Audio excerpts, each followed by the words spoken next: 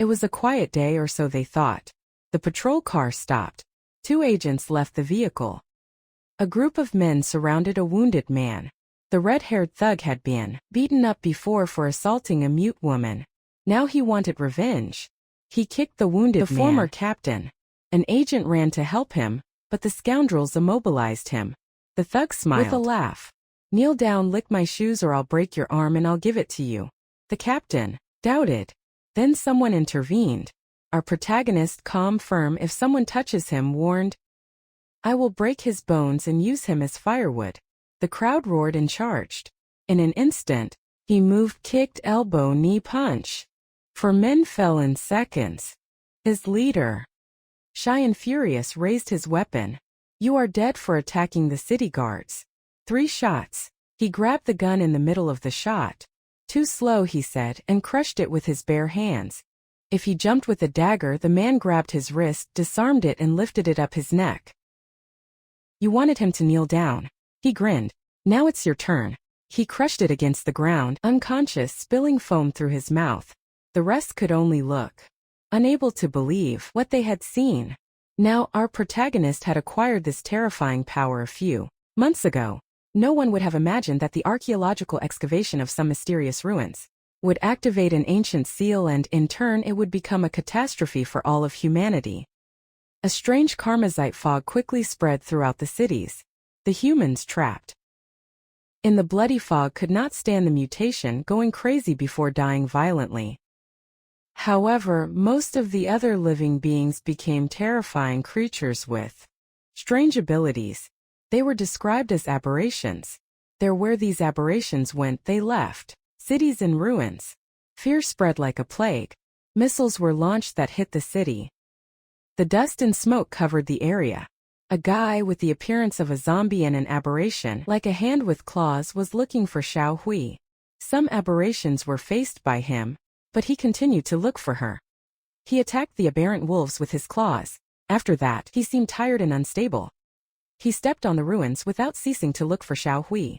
He walked like a zombie until he saw a doll. He quickly approached her while thinking about Xiao Hui. Was about to grab the doll with his hand in the shape of a claw, but he stopped and changed it back to his normal hand before grabbing the doll. And then tears sprang from his eyes. He desperately wanted to know where she was. 3 days ago, reports were received about a Karmazite fog that appeared in several areas. It was advised to the population not to panic and stay at home as much as possible. Meanwhile, there was a family traveling in a car. The son and daughter slept in the back seat. The military hit the car while they were ordered to leave. Immediately, the mother sat in the co-pilot's seat, while the father drove. He expressed his distrust towards the politicians. The daughter told her older brother that she was afraid. Her brother assured her that everything would go well, since everyone was with her, while the father complained that he had involved the army and that he had disguised the event as a natural disaster. The son noticed the great storm that was outside. He was curious to know what the Karmazite fog was. Then a strong explosion occurred. He was surprised. Immediately, he covered his sister and told her to crouch. A car fell on his son. The son asked his parents if they were okay. The father admitted that he had his leg stuck while the mother coughed. She asked what had happened. A loud noise had caught his attention. Fear seized his face. They saw people fleeing from an aberration. Immediately, the father told them to get out of the car. The son opened the door with a kick and left. He tried to open the door of his mother, but she was stuck. She told him to take his sister away and leave, but he wanted to get them all out. His sister trembled when she saw how the aberration was approaching a man. That man shouted for help very loudly. When he saw how close the aberration was, his mother urged him to leave immediately. His father reminded him that he was the older brother, so he had to take responsibility for her. They left his sister to Asui, to his care. Then an explosion threw them out in the air. The aberration jumped towards his car. Asui screamed, calling his mother and father. The aberration shook with the rumble. He took them as white. Shua wanted to go with his parents, but his brother dragged her. The whole area was in chaos. The flying aberration knocked down the military plane. They ran as fast as they could along the way. They realized how the animals and people went crazy. The older brother asked, "What the hell is going on?" A karma fog covered the area, while the wolf, like an aberration, was thrown into the house. The brothers hid behind a shelf. The brother looked up and saw the wolf moving away. He felt relieved that he had finally left, but his sister suddenly felt strange. He took his hand to his head. He asked what happened. She admitted that she did not feel well. The brother saw his faces in the mirror, and there were lines forming on him. He suspected it was because they had inhaled too much of the karma fog. He took out some supplies from the shelves and moistened a cloth with water. Then he covered his sister's nose and mouth with it. But at that moment he felt acute pain. He felt very hot and something was coming out of his body and he could not stop it. Sue asked what was wrong with him, but he lied and said he was fine. He tried to control the shaking of his hands. The wandering wolf, like an aberration, perceived them. He screamed "Stop!" to his body, scaring his sister. Then the aberration saw us. They ran immediately and the aberration chased us. They left the supermarket and were blocked by a winged aberration. They were surrounded. He hugged his sister tightly while consoling her so that she would not be afraid. Then the winged aberration shook its wings while it rumbled with force. Several more aberrations approached them. There was even a monster similar to a red dragon on them. The brother thought they were really going to die. Also, before continuing, this guy will be our protagonist, so make sure to wait for his protective plot. The brother dragged his sister back inside because it was more dangerous outside. He took a stick while he said it was his only chance. He charged against the new aberration and broke the stick. Then the new aberration tried to devour him. He crashed against the ground while trying to prevent him from closing his mouth. He stopped when suddenly he received an arrow in the eye. Sue helped him using the crossbow that he had found. But then the aberration Nabunala attacked him. On the other hand, his brother yelled at him to run. She did it. His brother told him not to look back. Meanwhile, the brother coughed blood and felt unbearable pain. It happened in a really bad moment. So I tripped and fell while the new aberration was right behind her. The brother grabbed the wall to get up. Suddenly, a bright red light shot towards the sky. The rubble fell on the wolf, and the brother immobilized him on the ground. And then he stabbed him with a steel bar. He stabbed him again and again while he was telling him to go to hell. Shua saw this and worried about his brother. He immediately hugged him so that he could stop. He had no idea what was wrong with him. He assured him that he was fine so that he could stop doing it. At the same time, his brother remembered that his parents told him to run away. They left Soai to his care, while his father assured him that he would take care of his mother. They told him to take care of Sway and survive. He heard Sway calling him, regained his senses, and saw his sister hugging him. He apologized for having worried her. She asked him if he was fine. Now he had to answer that he was fine. But he saw through the glass a winged aberration approaching Sway. He immediately grabbed her to evade the attack. The winged aberration centered his attention on them. He hit her with a steel bar to run away. The blow made the bird fly away. Then he told Sway to hide while he took care of her. Sway was worried that he was alone. The giant bird's aberration had them in sight, so he had to move him away, but Sway did not want him to go. He was afraid that he would lose control again. He assured him that this time it would not happen, and asked him to wait there and that he would return immediately. She made him promise that he would return healthy and safe. He promised him, then he left. He had the theory that hunting aberrations and absorbing red energy from them would make him stronger. Therefore, he expected that the big bird's energy would be greater. So, whenever and when he defeated him, he would have enough power to protect his family. He yelled at him to die. The great aberration did not observe, but the wolves attacked. Instead, it was as if he did not even deserve his time. He hit the wolves with the steel bar. As he took a step towards the aberration, their attacks were powerful, but the wolves worked together. After hitting one who was in front, a wolf that came from behind bit his arm. That enraged him and his hands turned into claws. He hit those wolves with those hands in the shape of claws. He was euphoric with the power he felt. An airplane that flew over them caught the attention of the great aberration. He was confused when he flew. This man regained his senses and wondered what had happened to him. A missile was fired in his direction, and at that moment Shua came out and asked him if he was okay. He panicked and yelled at him that he would not come out. Then the missile exploded. The plane saw some survivors, so it landed to see how they were. They saw someone infected, so they left him there. In his place they took the girl. Our protagonist had a blurry view, but he saw how they were getting his sister on the plane. The military rushed because the aberrations would return soon. He extended his hand in the shape of a claw as the plane moved away. Then he lost consciousness. She had crying eyes when she called her brother. She was burning while asking him why he had not saved her. He extended his hand in the shape of a claw towards her, but she had already left, and that woke him up all of a sudden. He had the same dream again. It had been half a year and he was still looking for her. He was happy that they had not discovered him while he was asleep. He left the building with a machine gun in his hand. When he was kidnapped by that agent, he searched all the local shelters, but there was no trace of her. To find his sister, he joined the Border Patrol, the lowest rank unit of the army, and became a low-ranking soldier in a chaotic world like that. Only the army has authorization to collect information and travel freely. He arrived at the border post of the city of Chisik. He greeted the captain of the Chisik City Patrol team, Jia-hun, and apologized for being late. Hun kicked him. He was upset because he returned to Algasanir and had arrived late to his guard. He climbed a high ladder while he was listening to someone tell him that when the big fish arrived, they could finally board the exit. Then Hun warned him that if he kicked him, he would make life impossible. Half a year ago, the Karmazite fog erupted.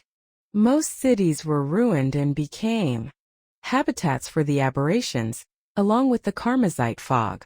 A mysterious Karmazite needle appeared. Surviving humans can only earn their lives in hard pain on borderlands, borders far from the needle and the Karmazite fog.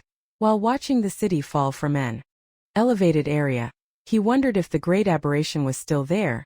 He said that the special response unit was there, so they only had to move forward, and that, although they could not maintain the line, a group of soldiers like them could not do anything about it either. They were talking about the famous special response unit, so the man asked him why he thought that they would fall when the unit had been crushing aberrations throughout the way. Until there, meanwhile, our protagonist sat in the cliff, without ceasing to hate the smell of the Karmazite fog. The fog brings out the primitive thirst for blood of the creatures and makes them face each other. Then he saw that the Karmazite fog was dissipating. He realized that something was bouncing towards them. A soldier also realized that something was going wrong, so he pointed to the captain. The captain scolded him for cheating. Then they saw that the Karmazite fog was bouncing towards them and the special response unit running towards them. They asked what the hell has happened, but those men shouted at them to retreat. The captain ordered everyone to retreat. The men of the special unit were enveloped by the Karmazite fog. Then the captain screamed with force when his clothes were caught. An aberration similar to a dragon had its claws on its hood. He thought it was his end. Our protagonist heard his screams from the cliff, immediately jumped, landed on the aberration, and crushed it. The other directed his attention towards the dawn. His hands turned back. The other aberration tried to devour it, but he tore off the head of the body and then absorbed a red energy from it. After absorbing it, he felt a little stronger. He was intrigued to know what would happen if he absorbed some more. 6 aberrations surrounded him, so his expectations increased, but before he could do anything, those aberrations were reached by a powerful laser energy. He wondered who would be there. A silver-haired woman was surprised to see him. It was Captain Sun Rue. He gave a hot-blooded statement. He immediately recognized that it was someone from the Special Response Unit. He knew that was not good for him. He had to change. Quickly, Rue ordered the unit to leave. No one should be left alive. His men surrounded him, raised their arms and told them not to shoot. He explained to them that he was the Haneo soldier from the patrol team of the 12 in point. The men fired. His objective was the aberration. Behind him, the Special Response Unit team confirmed that the objective had been eliminated. Rue took a step forward and asked him where his weapon was. He knew that he was screwed. Before Hawa could answer, the Special Response Team man received the order that all units withdraw from the forward position to the temporary defensive line and that no one could enter without the permission of the officer. They are inside the store. Rue received a report that there were 37 casualties in the advanced position of the sector. Among them 2 were from the Amber Blood Squadron of the Special Response Unit and 30 were from the patrol team. That concludes the incident. Hawa had to ask why they stopped him. He claimed that he was also a victim. Rue read that at 1723, he left his position without authorization for 2 hours. Shortly after his return, the Karmasi fog of the fog occurred. She gave him the opportunity to explain himself. He had to find a way out of the hurry. At first he muttered but then explained that he had taken a nap in the nearby ruins, but that he had informed the captain. His teammate said that he arrived late to all missions and that the captain always passed him by. Hi, that rat bothered him. He threatened him with the look that if he continued to say nonsense he would kill him. The man warned him not to blame the captain. Rue realized that his patrol team had enough problems, as if he felt that they were talking about him. He stunned. He had the whole body wrapped in bandages, but the doctor assured him that he was not going to die. All his tests gave normal results, but the team member who was on his side doubted that that could be considered really normal. Back in the store, Rue reads the file that says that he had only passed basic training 3 months ago in the last battle. Even the Special Response Unit lost 2 people, but Ao managed to survive. Ao responded that he was afraid of dying and that he had been part of the athletic team at school, so he was faster than most. He claimed that when he saw the darkness come, he ran away. She asked him why he had enlisted in the army if he was afraid of dying. He asked him if he had any other goal. During the 6 months he had been looking for her, he did not stop killing and absorbing low-level aberrations. Little by little he learned to control his transformations from the human form. For half a year he avoided people like a lonely gnu. He used the most primitive method to search in all the ruins, visiting all human settlements as a soldier. Rue called him a coward who clung to life. He was angry because he had abandoned his position and had hidden information from him. She waited for him to know the consequences. He asked him if he was going to execute him. She whispered to his ear, asking him what was happening to his hands, which confirmed that he had seen it. He asked him why he was lying and what was his real goal. His conversation was interrupted when the ground shook. She thought it was an earthquake. But how could she be familiar with that feeling? He got up and told her to run. It was a horde of aberrations approaching. It bothered him that he tried to flee while in front of her. It was as if she was not even there, so he submitted it. The men who accompanied her were scared to see that he was losing control. They told him to calm down because the ground would collapse, and so they fell into a dark area. Now they were underground. It was too dark, so Rue ordered the lights to be on. The man called Ao walking disaster. Nothing good happens when he is close. He replied that they should complain. After leaving alive, the man doubted that they could really leave. They lit the light bar. They saw that the area was like a labyrinth dug by an aberration. Rue ordered them to remain calm and check their weapons, as well as maintain formation and cover their backs. There was a gust of wind. He called the attention of Ao. The man who was by his side asked him why he was looking there. He replied that he had heard the wind. The man immediately thought that he was outside, so he went to check it out. The man gladly informed him that there was indeed a breeze. He praised Ao, saying that, although he was a mocker, he was an artist of the first-class escape. He also saw a light in front of him. He was excited and said, after knowing that there was a way forward, he did not realize that an aberration was dragging behind him. Rue yelled at him to crouch. He shot and beheaded the monster. The green liquid almost reaches him. The liquid of these crabs was corrosive. Then he scolded the man, telling him not to act. Without his orders, he realized that Ao was avoiding risks. He told him that, once they left, he had to explain everything to him. Ao wondered what he was planning. She knew his secret and had not called his attention to it yet. Then they heard a noise. They realized that something was approaching. It was a horde of aberrations. Those insects came out of the holes. They were in serious trouble. Those insects dragged towards them. They shot against them while they fled, but Ha felt something. Rue saw it and yelled at him not to stop and keep running, but he realized that the crab had stopped. The other men saw something ahead. It was such a big aberration that they called it a dominant class. and it had absorbed the karmazite fog and had turned it into energy. Ao told them to pay attention because that thing was dangerous. Rue shot him at the same time that it released the energy it was reached, but when Rue saw the energy that was approaching, he was paralyzed. Fortunately, our boy blocked the attack with his hand transformed. She was surprised. He told her that when they left there alive, he would explain everything properly. He made his other hand also transform. She was worried because not even his attack had worked. He wondered if he really had a solution. He told him to be careful. He replied that yes, then he flinched at him. This aberration of a dominant class reminded him of the previous aberration. The monster had classifications: Scout class, Abueso class, Damnate class, Colossus class, and Catastrophe class. He was curious to know how much stronger it could get to be once it had absorbed it. After his attack, he realized how resistant it was. If it had been a normal beast, it would have already been destroyed. His enormous body was like a large-sized armored war vehicle. He assumed he should have devoured enough of those of his species. He attacked him, but he escaped. He even commented that it was too slow.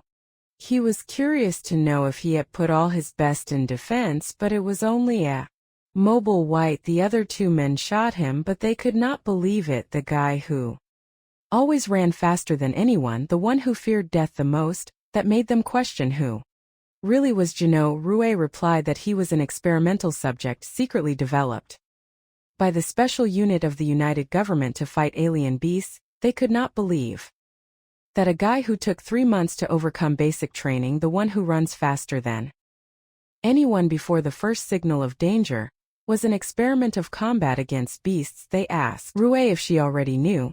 She replied that she only confirmed it when he blocked the attack of the beast by her before. The other man remained silent.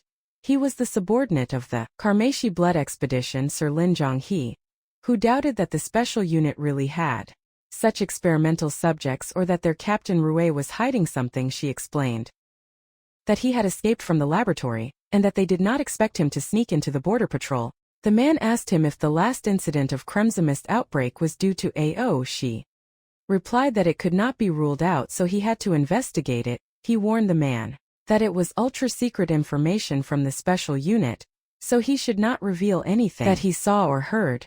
She confirmed that the soldier of the patrol had understood it, and he replied that if the great aberration returned to accumulate energy in his mouth, and then release the condensed energy of the orb, and that is not good. He told the three of them to move away. He hit the ground. Rue was able to evade it. The soldier of the patrol without a name was surprised that he was alive. Zhang, he grabbed him to help him avoid it before. Then this patrolman saw that he had his leg injured, and Zhang, he assured him that he would not die. He could not believe that a man from a special operations unit would do that for a humble person like him, who was nothing more than a simple soldier. Zhang He replied that a leg in exchange for a life was a good deal, but the soldier was worried because his mission was to hunt down a beast, and had just lost an important combat capacity. He clarified that he had not become a soldier just to kill those damn beasts. He existed to protect, and as the last shield of humanity, would never abandon anyone. That left the patrolman speechless. Meanwhile, Ao was launched by the monster, the Karmashi clouds. The energy had run out. He could no longer maintain the transformation of a single arm. He faced a thorny insect with a steel shield of the class of Emanate. Now he understood how problematic this class of Emanate was, the steel shield class dominant insect. Spiny roared with force. He pointed to Ao, but he received a blow on the side. It was Rue who hit him. She yelled at Ao that he could not die yet. There were still many things that I had to explain to him. The spiny insect with a steel shield of the class dominant laughed. Rue realized. Then he saw the Karmashi cloud leaving the cave. The interconnected tunnels allowed him to easily transfer the Karmashi cloud from other places. Why, thanks to that, the insect could repose its energy. He saw that its wound began to heal. If that continued, it would be in full shape again. He realized that the sudden eruption of Karmashi cloud in the advanced position had been his work. He knew that they could not kill him, so he suggested fleeing as long as they could, but he refused. He wanted to kill him. Invoking the red cloud had also refilled it. Now that he could not move imprudently, it was his best opportunity to attack, but if they failed, he would die there. He had wandered through the gates of hell many times and one more did not matter, she agreed with him and took advantage of the only opportunity they had. She planned to release all her power to destroy the armor of her head. Then Jave would take the opportunity to completely destroy her brain. It was the only way to defeat him. She opened fire at the same time and Ao headed towards the monster. With the attack of Rue, the armor of the head was destroyed. Then Ao finished him off with his own attack that hit his head and then he attacked him continuously. The green liquid spilled from his body. Rue waited to find out if they had been successful. Ao fell from his head and crashed against the ground. She ran immediately to his side. He asked him if he was okay. He saw that something had fallen on him. It was a photo he did not notice. The black crystal that he had in his hand. He stabbed him in the palm of his hand, deeply in his consciousness. At first he was confused and later he saw himself, but he could not control his body. He realized that he had completely turned into a beast, but he was confused about what he was doing. He wondered if it was as if his life were passing before his eyes.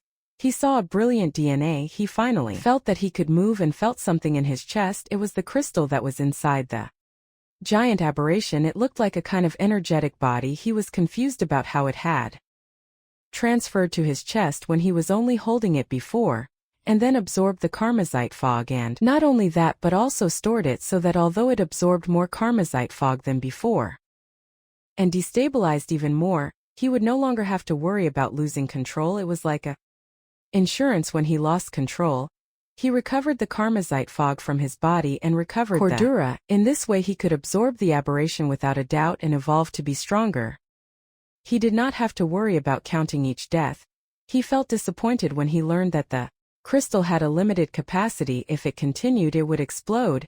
Then he remembered something in the last movement of the insect. It consumed a large amount of karmazite fog. As it can absorb karmazite fog, it converges. Meanwhile his body lay in a hospital bed and the karmazite fog escaped from his chest. Finally he opened his eyes. Then he gathered the karmazite fog in the palm of his hand. At that moment Rue entered and saw him. She panicked and asked him what he was doing. He yelled at him to step aside. Then the energy exploded with such force that it burst out. 5 minutes ago, the patrolman informed Rue about the young gee's leg. She replied that he was a soldier and was prepared for that, so there was no need to blame himself. Rue entered the hospital room. Young Gi asked him what was happening with Ao. Since he had never heard of the special unit having test subjects, she replied that it was a high-secret case. She took her tablet and advised her to focus on her recovery and not worry about anything else. She also informed him that he had requested his transfer to the logistics department of the headquarters so that from then on he could rest properly. He replied that he would inform his father about the matter with sincerity. The personal chief, Song Lian, trusted that he would make his own decision. This enraged him and reminded him who his superior was. From then on, his communication privileges were frozen. He was not allowed to go anywhere either. After that, she went directly to see Ao to room 314 and they arrived in his room. He ordered the patrolman to watch the door. No one could enter without his permission, and when he opened the door, Ha had a concentrated energy in his hand. He was very surprised to see her. She asked him what he was doing while he yelled at him to move away. He could no longer control the energy and this was unleashed. She crouched to dodge it. The powerful force of the energy also made the patrolman fall, who was outside. He crossed 3 buildings, the last of which was split in half. From the window, Young Gi saw that the abandoned building had been crossed.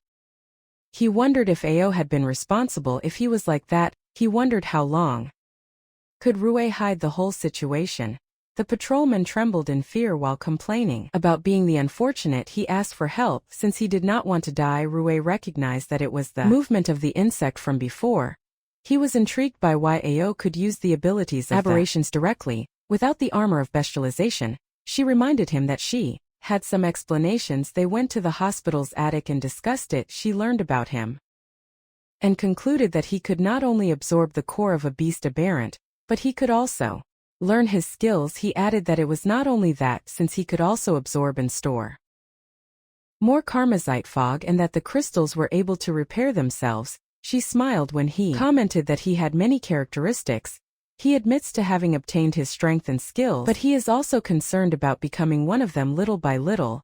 That made him wonder if someone like him could still be considered a real human being. He asked her how she saw him. She replied that he was unique and that being human or monster would depend on how to use his power. She also knew that his power was both a disaster and a weapon.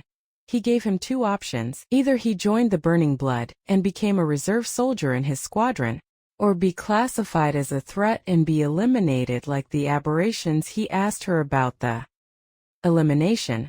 Then she admitted that the troops of the city did not have the capacity to do so, not even she, but she also thought that he could only face the special unit, which was too arrogant. She convinced him that joining his squadron had its advantages, status, information and resources, and that she would take care of any problem that presented itself. She had fun that she was willing to accept a dangerous element like him, whom she had just met and whose power was out of control. She realized that the price was high, and so that she would take so many troubles to recruit him, she knew that she had to have another goal. She realized that he was intelligent. Then she admitted that there was a reason for which she needed it. She assured him that they were not enemies and then suggested that she consider it as a transaction. He was surprised when she showed him a photo of him with his sister. Then he warned him not to underestimate her. If he wanted to investigate his past, it would be a children's game for her. Then he told him that if he joined Blessing Blood, he would use his highest level intelligence network and all the resources at his disposal to help him find his sister. Hao knew that there was a limit to what he could do, looking for blinds on his own, and as she had said, with a rank and a higher status in the army, she could investigate more places and it would be easier for her to move. She accepted the deal but suggested that since she needed it so much, she should give her an increase in salary. She admitted that all her previous salary had been spent on the search for her sister as captain of the blood burning. She approved him as a reserve soldier of the blood burning with the salary and the highest benefits. Then she ordered him to leave and take care of the paperwork. He followed the order. He went to the patrol team to process the transfer immediately, but before he left, she remembered something. She paid the damages caused in the hospital so she would discount his salary. Then she thought of her uncle and she felt even more determined to save him. She could not yet believe that she had to pay him. After all, Rue had the feeling that he had the key to turning a human aberration. A few days later, in the building of the garrison of the patrol team in the city of Easy, Ao found out that the other patrolman was also going to go to the special response unit. The two patrolmen suggested that the captain and the subordinate Yonggi had him in high esteem, and although he had joined the logistics department, he was sure that they could work together. He did not even remember the name of the guy. He had not paid much attention before. Suddenly the man saw the captain June and felt good. Now Ao turned to him. June had his right arm and left leg broken. The big and muscular guy remembered how he had been beaten by a mute woman, and now June acted like a street dog, cursing his city defense team, the pension of his squad mate. Then he kicked the injured June. He was the captain of the city defense team of Easy. Hansi, the patrolman who accompanied Ao, he got angry and jumped on them, but he was reduced by two men. He yelled at them to let go of the captain. Sir grabbed June by the jaw, spat at him and told him to kneel down and lick the mud from his shoes or break his arm and give it to him as a mule. June squeezed his teeth. He was about to get on his knees, but Ao lifted him and told him that it was not necessary to kneel. He was surprised to see Ao. Ao recognized that he had helped him much earlier and that now it was his turn to announce his presence, and warned that if someone dared to touch a single hair of the captain's head, he would break his bones and burn them to make firewood. This infuriated everyone. Everyone jumped on him while they told him that he was looking for death. Ao dodged them, kicked the first, gave a kick to the second, kicked the third on the knee and punched him in the stomach to the fourth. The last one crashed against the wall. In an instant the four were on the ground. Then the guy behind Sai screamed that his captain was a E-rank warrior. They told him that he would die for attacking them inside if he was surprised that he had knocked down his men in just 4 seconds. He wondered how it was possible that it was so fast. He pointed the gun at Ao. He could not believe that that garbage from the patrol team dared to oppose the city guard. He fired 3 bullets and then Ao grabbed the weapon while he said that the speed at which he fired was too slow. Then Ao crushed the weapon between his hands. He told him that his speed was not even a percentage of that of Ruiz if he got angry and took out a dagger, but Ao grabbed his hand, threw the weapon and grabbed Azar by the neck. He remembered that the guy wanted the captain to kneel. He tightened the grip, which made Sai panic. Hawa looked at him with anger and told him that it was his turn.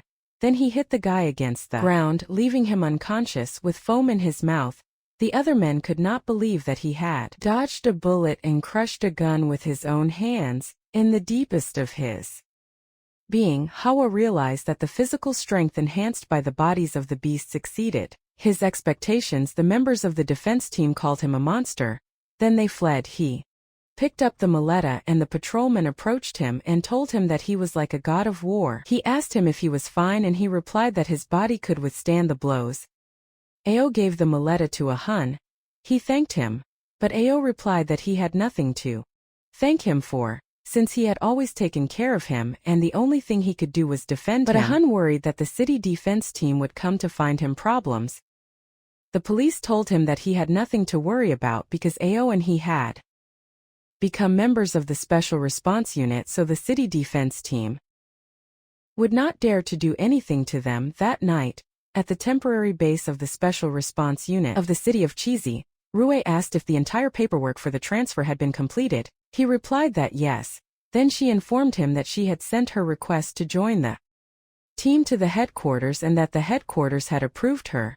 He was impressed by his efficiency. He asked if that meant that he had become an official member. She told him not to rush because the next step was the real step. He had to immediately leave for the headquarters in Oken to participate in the entrance evaluation to the combat division of the Special Response Unit. She believed that, with her strength, approving would not be a problem. He was sure that he would even establish a new record in Oken. The armored vehicle followed her path. Rue informed Ao that Oken was the capital of the Special Blood Unit, and that the headquarters was also there. Ao heard that the minimum rank to be an official member of the Special Blood Unit was that of a D-rank warrior. He asked how those ranks were determined. He pointed to the anonymous patrolman who was by his side and said that he was weak, so he could not believe that the Special Blood Unit evaluation was going on. The anonymous patrolman replied that he could endure a beating. Rue clarified that he was going to join the logistics team, not the combat one, so he did not need to submit to the combat evaluation. The anonymous patrolman informed him that the logistics team was fighting alongside the combat team, so later Ao could have to depend on him, as they had a long time on the way. Rue wanted to get some information out of him. He explained that people like her, who can use some special skills, are collectively known as warriors. The combat power of a warrior is divided into 6 ranks.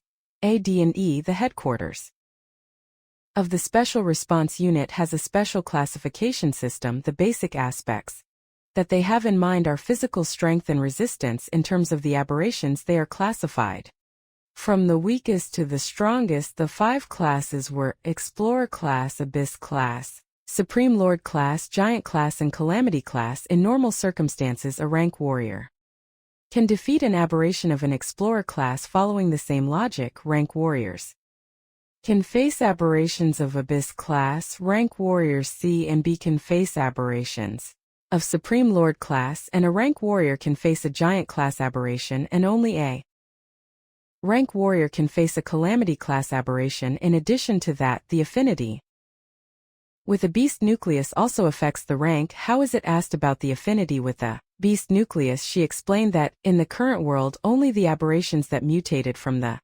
Karmazite fog have special abilities. Human warriors, on the other hand, could only awaken special abilities by tuning in with the beast nucleus of an aberration through the armament of the beast nucleus, so aspects such as his physical condition, his talent, and even his luck affect his affinity with the beast nucleus. The better his affinity, the higher will be the quality and the number of skills that he will be able to awaken. If he cannot tune in with a beast nucleus, the highest rank he can reach is rank E. The military truck had stopped.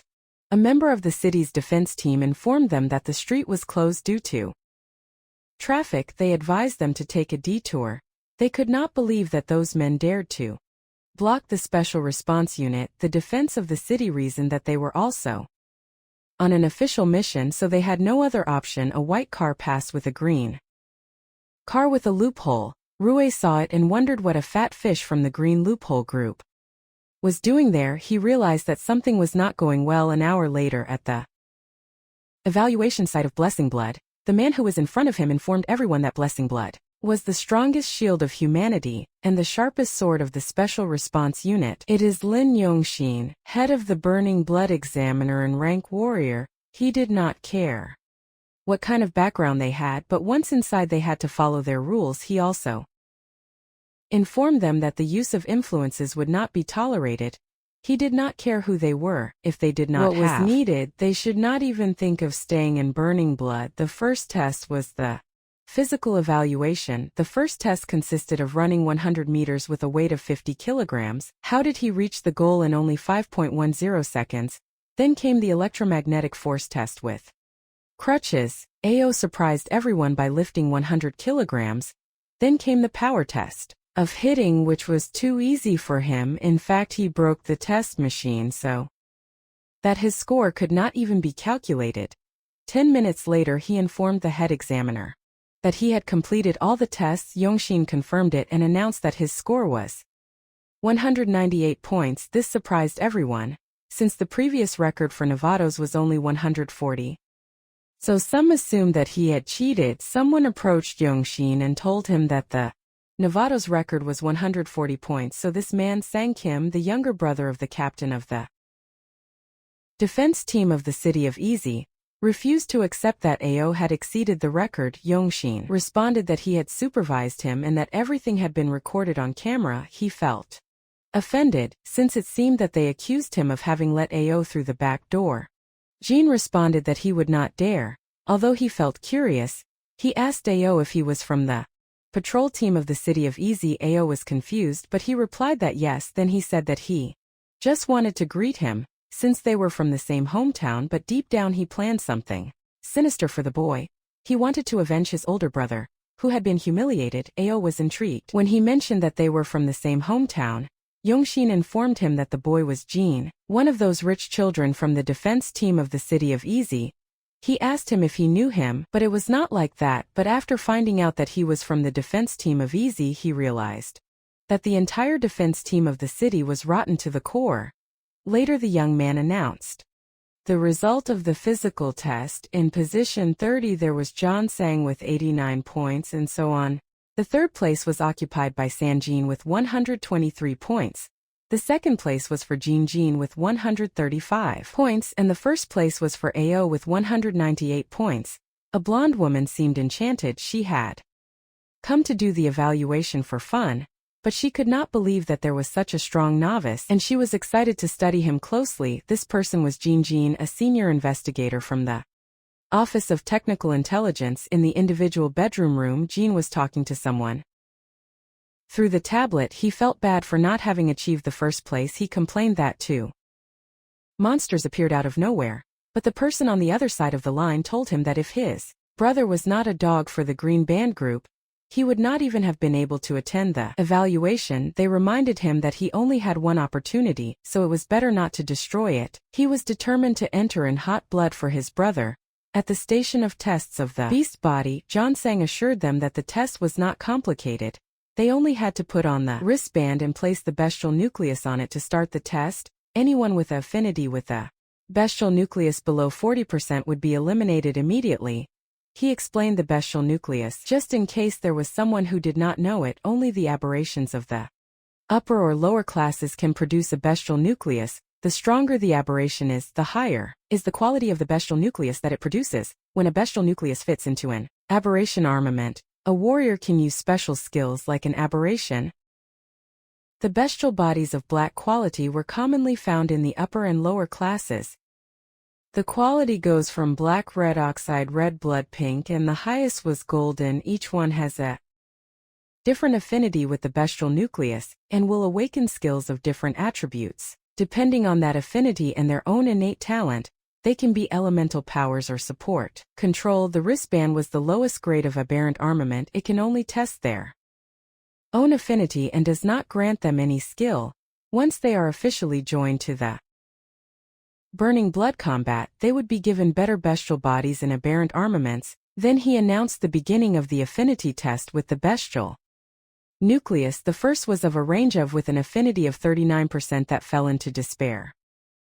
Because it was fifth in the physical exam, however, this evaluation was even more difficult than killing aberrations. The next candidate was classified as a range of with an affinity of 56%. He was very happy to have approved and finally be able to join the Burning Blood. Jenks was the next one. He had red eyes. He took the stone and placed it on the wrist protector. Then he ordered him to obey him. Then he showed his score, range of with 605 of affinity. Everyone was surprised because the strongest novice of last year only obtained 56% and could be the strongest of that year. Jenks said they were a lot of garbage and that he was the strongest of all. Ao observed how his arrogant person came down from the stage. When Jenks approached him, he asked him if he was from Shichizeri. He was curious to know because he had never heard of someone as strong as him. He told him that she knew everything in the technical office. That is why he was surprised that he had managed to go unnoticed for her, which impressed him. Then he deduced that the abnormal fluctuation in the concentration of fog in the city of Shishi a few days earlier had something to do with him. He tried to be the fool. She told him that nothing happened, although he did not admit it. He just wanted to express how interested he was in him. He took the opportunity to get information from the lady. She knew everything. She agreed but put a condition: if her score was higher than hers, I would tell her everything I wanted to know. Then they called her to come to the front. She called everyone's attention and announced that she was about to break the record of Jim. Ao felt intrigued if she was so strong. While Jim insulted her, she took the black stone, turned it around in her hands and placed it on the wrist protector. Then it was seen that it was of the range of with a 78% affinity. Everyone was surprised. Then they recognized her as the girl Jim Lee. She smiled widely. Then when she went down, she emphasized how she had shown that she could break the record of Jim. That angered Jim. Also, Ao could not let that stinky bitch escape. Ao was the last to be called since he found out how strong she was. He began to convince himself that he was not lying. It could be that she knew a lot. Jim asked him if he felt pressured to get some clues about his sister. He was determined to win the bet. He told him to observe carefully. According to Rue, his rank was at least C. The quality of the beast's nucleus was black, just like the one he had absorbed. He was intrigued to know what his affinity index would be. He placed the stone on the wrist protector and prepared to see how much potential he had. He expected a C rank.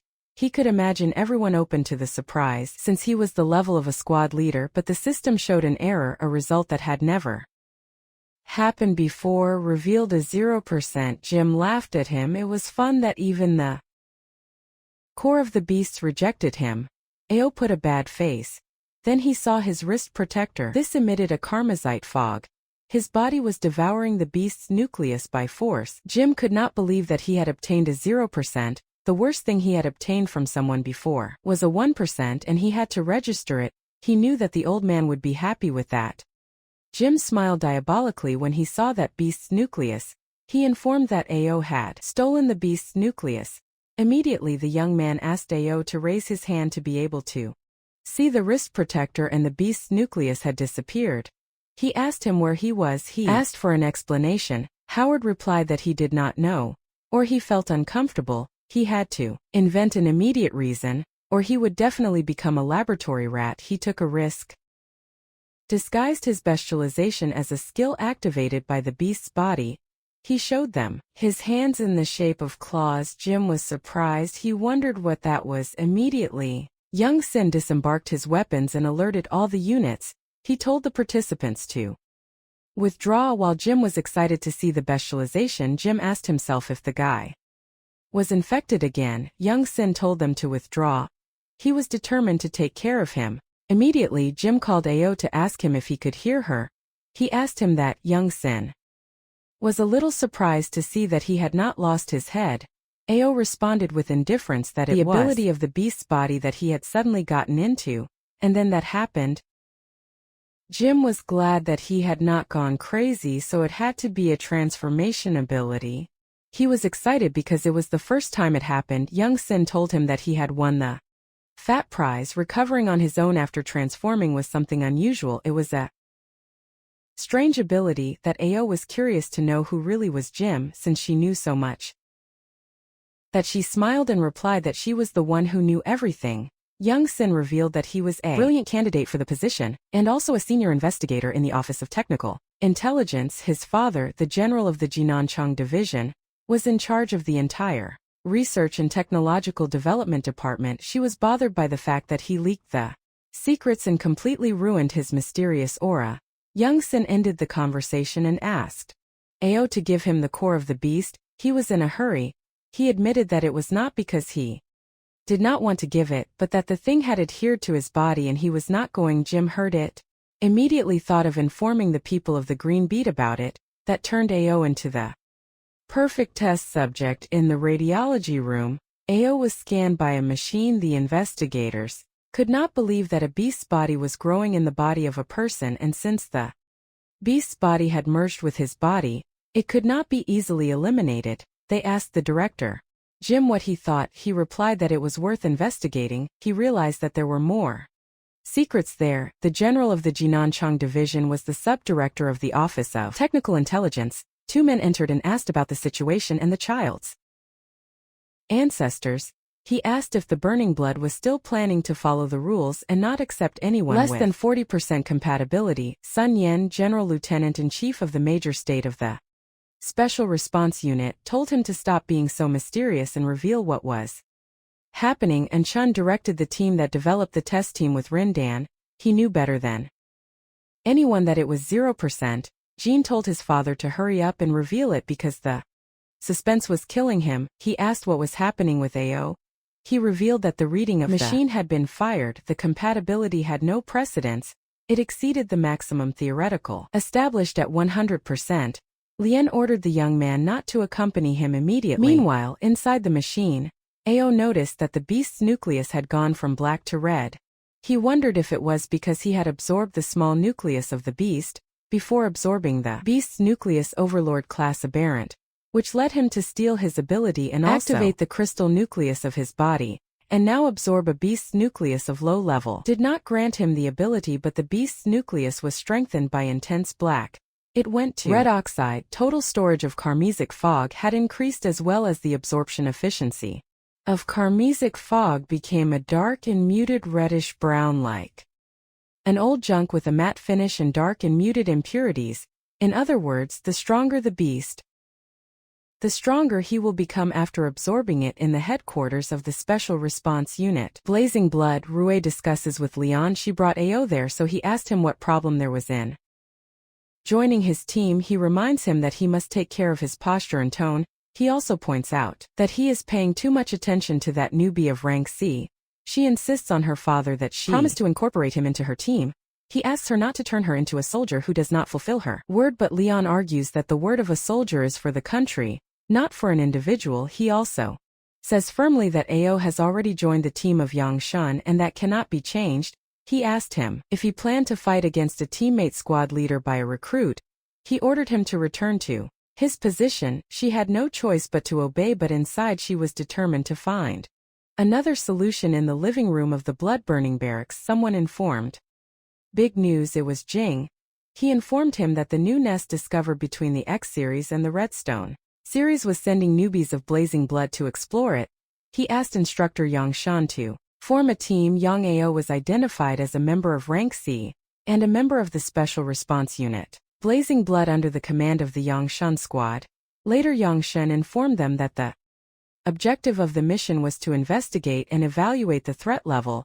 He warned them to be alert. Although it was a nest, it could have changed due to the Karmazite fog. Jing, a senior investigator from the Technical Intelligence Office, also became a member of the Yang Shun squad. She told him that the data collection was his strong point, so he got it. The threat level of the beast nest was divided into 4 levels: low, medium, high, and extremely high.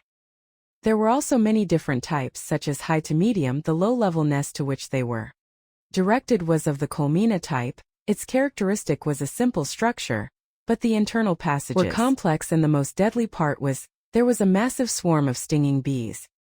Composed of a large number of worker bees and a small number of soldier bees, Hawa asked if a single person could not occupy a nest of wasps.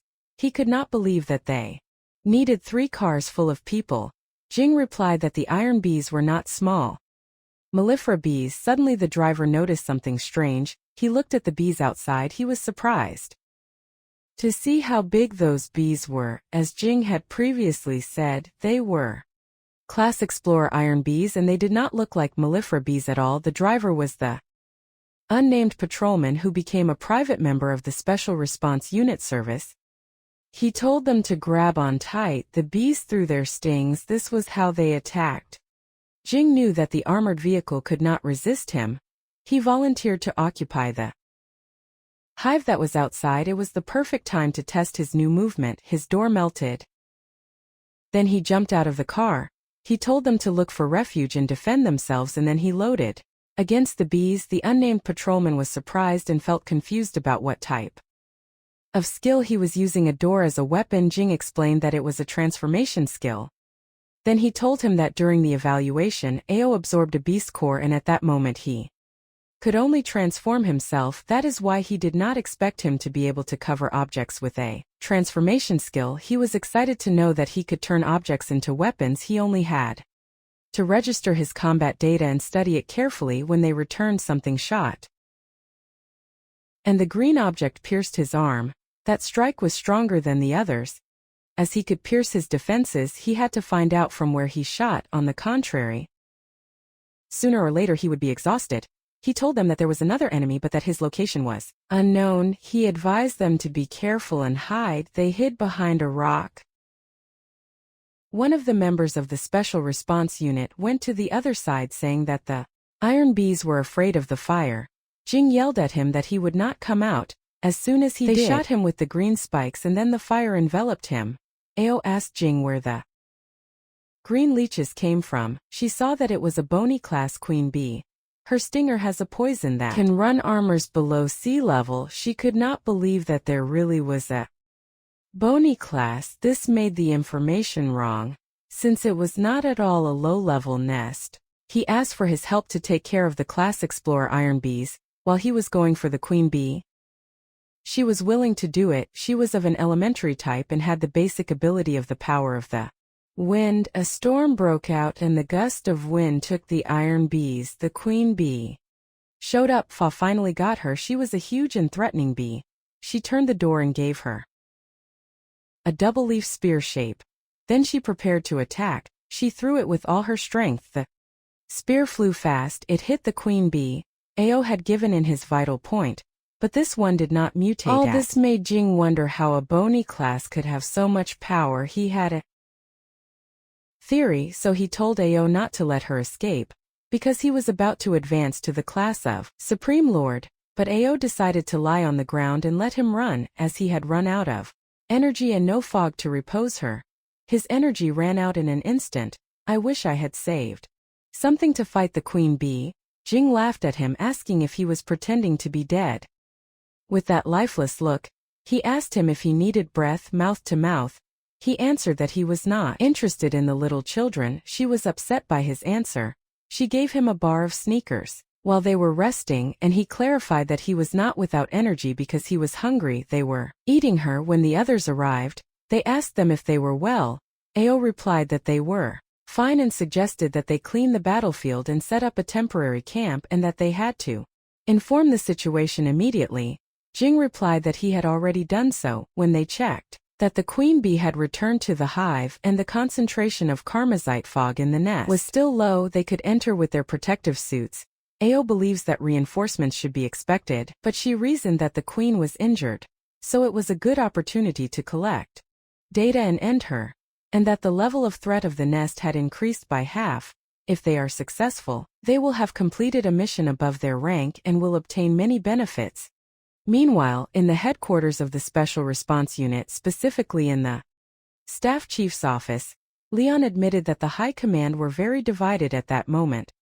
Not only people like them wanted him to become a high-level fighter with high income, there was also a group of crazy scientists who advocated for using him as an experimental subject for the investigation. He told the young man without watching closely because he was special. Suddenly the young man received an urgent message. Leon ordered him to respond. He received a report that the level of threat of the nest that Ao and the others were exploring was changing from low to high, and Jean had already entered. It was absurd. Leon affirmed that Jean could seem unreliable, but she was meticulous. She would not take such a risk. Therefore she thought that something was strange. She ordered him to send the nearest hot-blooded unit to lend them support. Rue would lead the team and leave immediately. Her main objective was to guarantee the safety of Jean and Ao, and the second was to annihilate the nest of the beasts. At that moment young Jean entered. The young man thought that he was still in the hospital. Lien clarified the young man without having sent his brother to follow Rue. He asked him if there was any problem, and the young man without answering that no. So he ordered John to present himself immediately before Rue and act as his assistant. John-san realized that he had been the one who had arranged for his brother to be next to Rue. Leon did it for his daughter, despite not knowing why she was so interested in Ao. Meanwhile, Ao and Jean wandered through the nest. Only he and she had protective combat suits that could resist the Karmazite fog. She expected everything to go well. She saw that the energy readings had not changed much, but once the Queen Bee of before evolved to the sovereign class, the difficulty of cleaning the nest would increase drastically. Howe felt something, so he told him to stop. The Queen Bee appeared this time. It is a mutant needle with iron armor. The Queen Bee, its size and the oral apparatus of its tail could mean that it is of the sovereign class. I could not believe that it really had managed to evolve, since the low concentration of Karmazite fog should not allow such a fast progress. Not only that, but the other class exploring bees with poisonous needles had also enhanced. It was noticed that the concentration of Karmazite fog there had exceeded the level of alert. I could not understand why the analyzer had not warned them.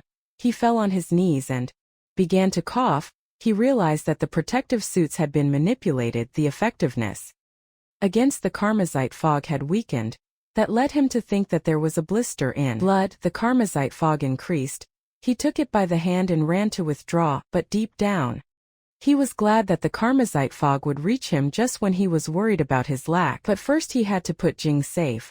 Otherwise he could not fight with tranquility. A great stone fell in front of them.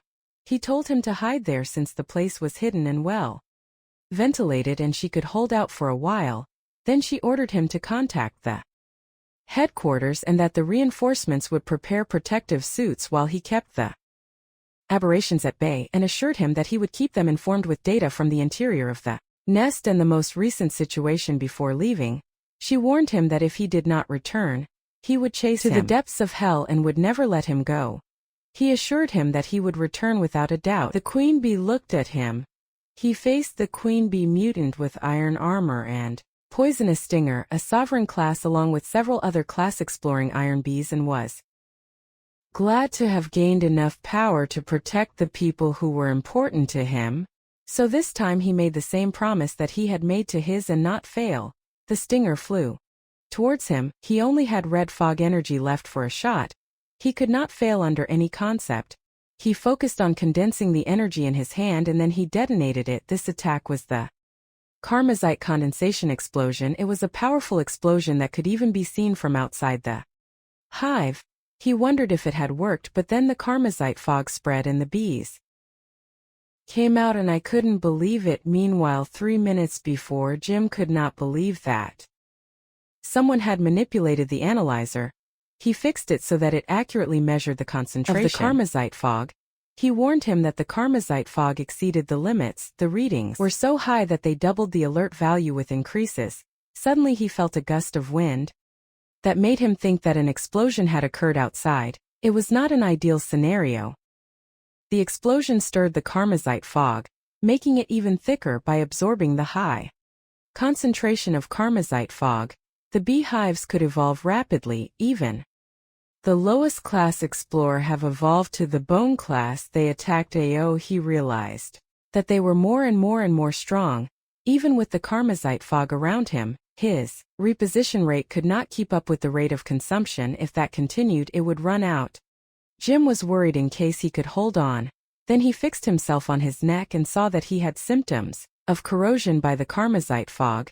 He realized that his protective suit should also have manipulated. He observed the measuring device. The readings continued to increase. He knew that Ao would lose control. She helped him by blowing first the Karmazite fog that surrounded him, so he released a gust of wind pressure. When he found the right moment, he detonated it. He felt confused when the Karmazite fog that surrounded him was dissipated. He cursed because they had cut off the energy supply. The bees threw their green stings. He blocked it with the forearm. The stings were nailed to his arm, and it was then when he realized that they had a paralyzing effect. He released more stings behind him. He knew that he could not avoid them. Suddenly someone arrived and blocked the stings with his body. It was Zhang He. He was a type of C-rank force. His basic skills were body fortification, endurance, and supersensitivity. His bestial core was a sovereign pangolin. He shouted how to concentrate as the fight had not yet ended. The bees surrounded him.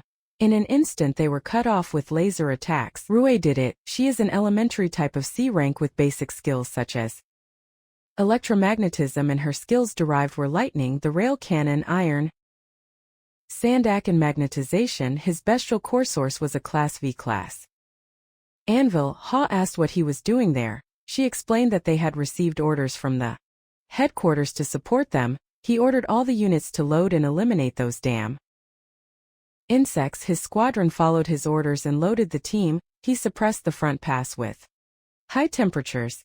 Team B covered the middle range with fire.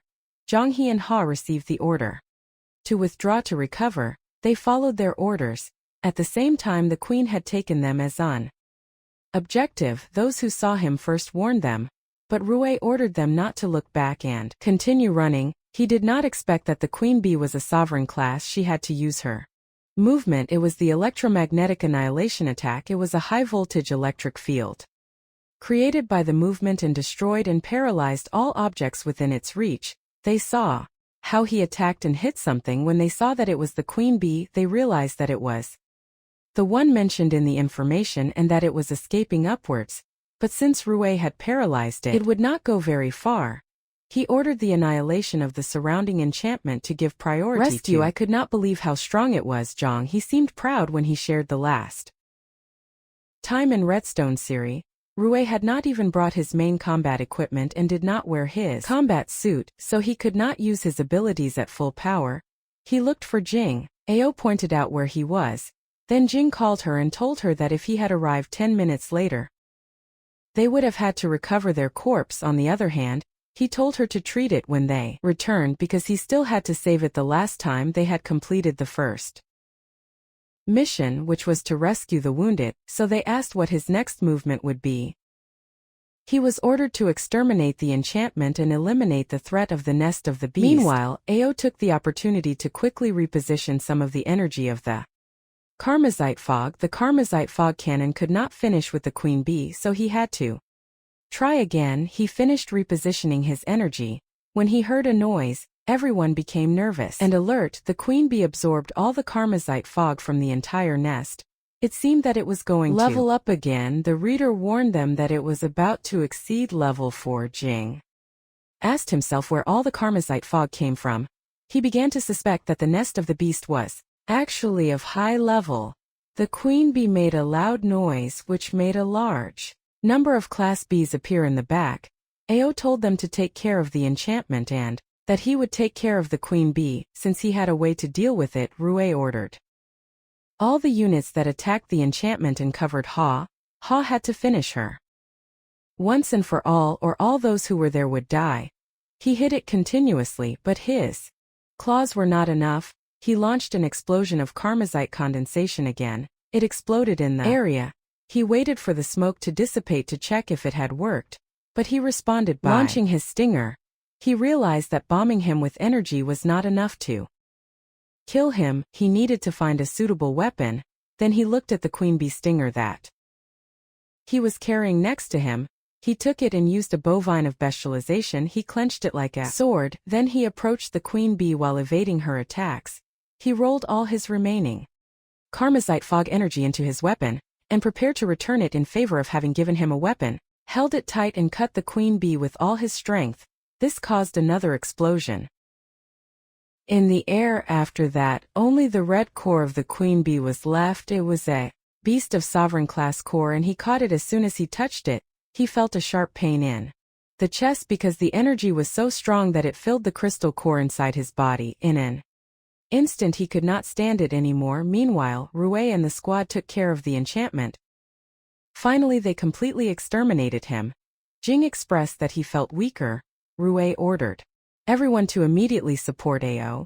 But when he saw him, he was lying on the ground. She called him by his name, with evident concern in his voice. Ao was unconscious. They connected him to a monitor and saw that his heart rate was shooting and his neural signals were erratic. He had been exposed to too much red fog so he could lose his head at any moment.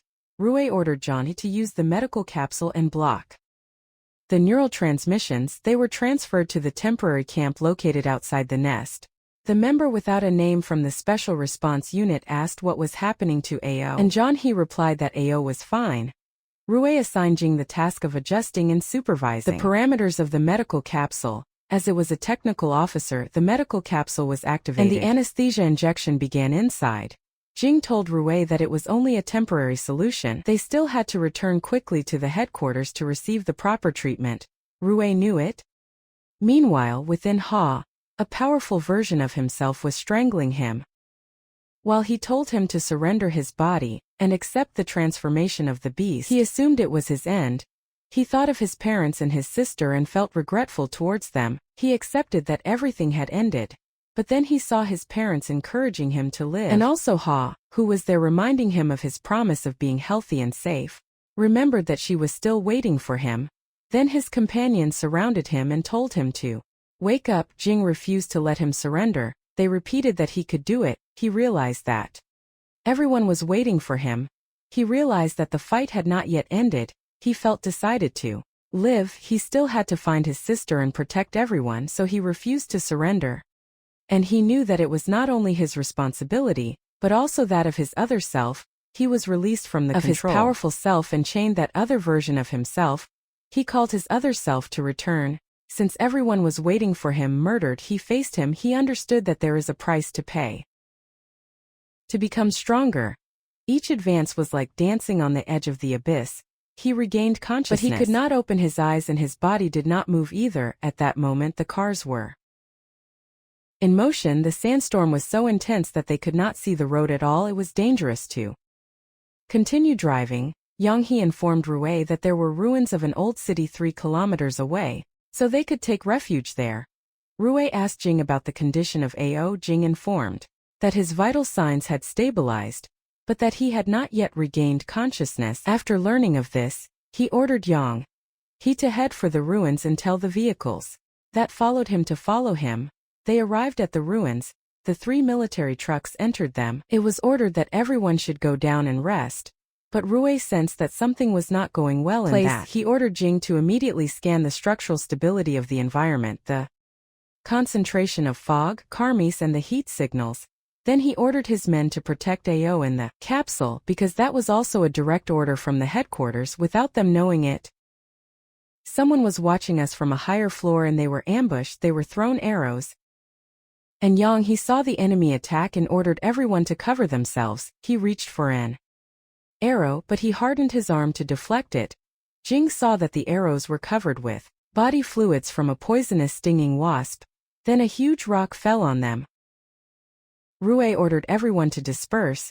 She kicked the capsule to keep her away from the danger. Then she moved away just before the rock hit. The rubble flew everywhere. Yang He protected Jing with her hardened body. Then those men appeared. They were bandits and had planned to take everything. First they threw glass bottles. Rue wondered what it was, but when it broke he released a green gas. He realized that they were the fluids of a mutant beast of the dominant class. The gas they produce has a paralyzing effect. Then the bandits threw it on them. A huge and muscular man with an axe pointed at Rue, but she skillfully dodged it and kicked him in the eagle and sent him flying against the opposite wall. But just after that, he saw something attached to the capsule. It fell to the ground when the paralysis had an effect on his body. When the bandits had the hook hooked, they began to throw. They saw those guys protecting the metal box with their lives, so they assumed that there was a treasure inside, but Jing tried to go after him, while screaming at them that they would not touch him, but shot an arrow at his ankle. She fell and bled. She was desperate while she watched how they were taking AO. Meanwhile, inside the capsule, a U-shaped mark appeared on the top of AO's chest, which stretched from one side to the other from the upper extremities of the U. A line stretched to each shoulder. The mark shone weakly, although it was suffering. The only thing he could think of was to save AO. Rui told him to hold on as he took the arrow out of his head. It was a great failure since not only they took AO but Jing was also injured. They broke half of the arrow and then sold it. It was all they could do at that moment, and he advised him not to move. Jing realized that the bandits had stretched an ambush before they even arrived. It seemed strange to him and he wondered how they knew about his movements. Finally, he reported that the scene had been secured. Most of the wandering bandits escaped while they were poisoned. There was a strong sandstorm outside, so he knew that they could not have moved AO by the surface. With that, he suspected that they had gone underground. His men found an abandoned elevator hole. A preliminary search suggests that it was a passage to his hiding place. He immediately gathered a team. His next operation was a melee combat with the aim of rescuing AO. Rui ordered a team to secure the exit and protect Jing while He and Team B would go down with her and rappel. He reminded them that failure was not an option. The member without the name of the Special Response Unit wanted to go with them, but Rui refused because he is not a fighter and they do not know what is in there. The team would protect him and Jing on the surface, but he insisted because he was his best friend and who had saved his life, so now that he was in danger, he could not sit down waiting.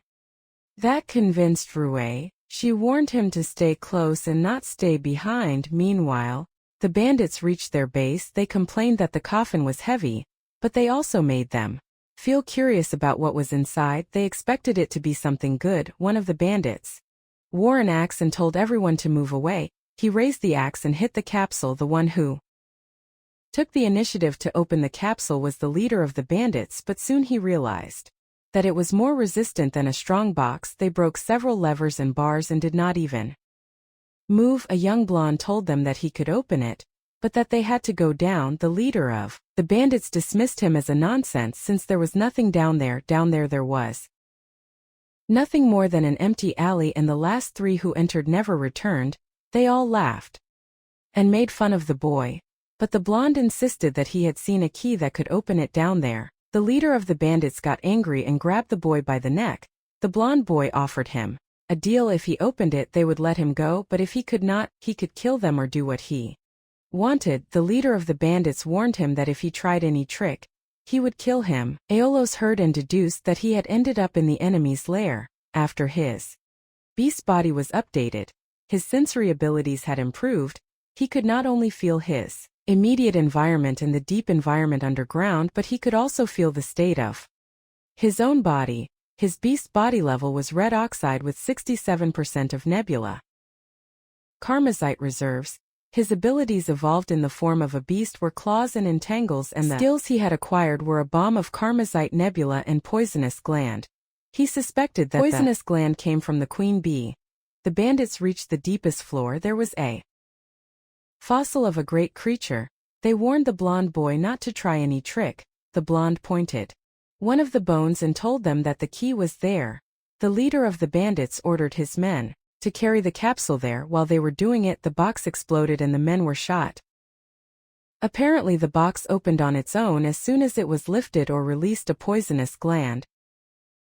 Everyone began to drown. Ao liked the skill. It was a good support ability to control the crowds. The leader of the bandits did not expect there to be a person inside.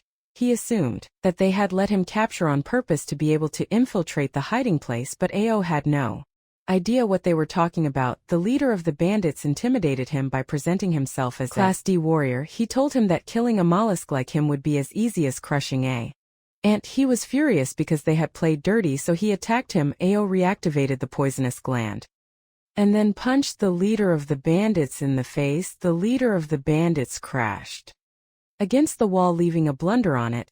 Someone was scared, and that caught Ao's attention. Ao asked the blonde boy if he also wanted to test his strength, but the boy fainted after dealing with humans. He looked around. There were many skeletons of mutated beasts in the place. He inspected them and saw that they were all damaged, which indicated that they had not died for natural causes. Someone had intentionally placed them there so that they would fight to the death, as in an arena of gladiators.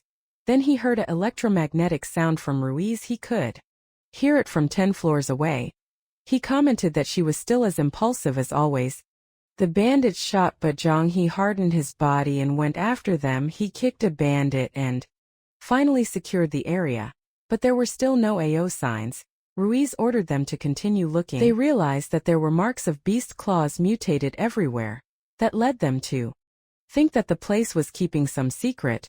They approached the pit, and one of the military informed that the detector indicated that AO was downstairs, but then suddenly the signal disappeared. Ruiz immediately suspected that the capsule had been destroyed, which put AO in danger, but suddenly he jumped out of the pit with an unconscious blonde boy in his arms and greeted everyone. Our presenters have returned, and the increase in power has been really evident.